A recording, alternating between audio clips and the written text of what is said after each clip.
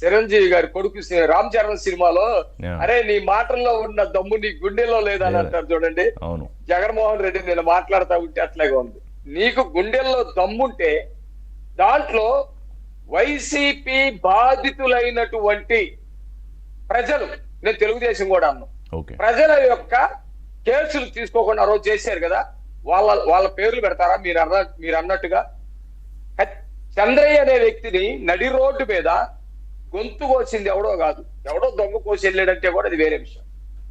చంద్రయ్యని గొంతు కోసింది వైసీపీ నాయకుడు, ఆయన తీసుకొచ్చి ఎంపీపీ చేశావు.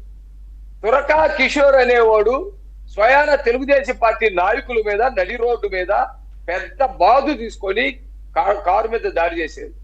వాళ్ళ పేర్లు ఆ రోజు నువ్వు అరెస్ట్ చేయకపోవడం వల్ల నీకు అపకీర్తి వచ్చింది, నీ ప్రభుత్వం పోయింది. ఇప్పుడు వాళ్ళ పేర్లు పెడితే తీసుకుంటావా? నాగం అనే మహిళని కడపలో పంట పొలాల మధ్య రేప్ చేశారు, వాళ్ళకి దోషుల యొక్క పేర్లు నువ్వు తీసుకుంటావా?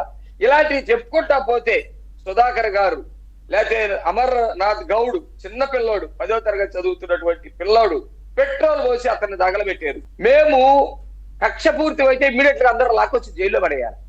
ముందు సాక్ష్యాలు ఉన్నాయా, ఆధారాలు ఉన్నాయా, లేవు అని చెప్పేసి చూడకుండా కొట్టేసి లోపల పడేసేయాలి. మేము అట్లా బోట్లా పగడ్బందీగా సాక్ష్యాలతోటి ఆధారాలతోటి తీసుకొచ్చి ఒక్కొక్కరిని చేసుకుంటూ వస్తాం.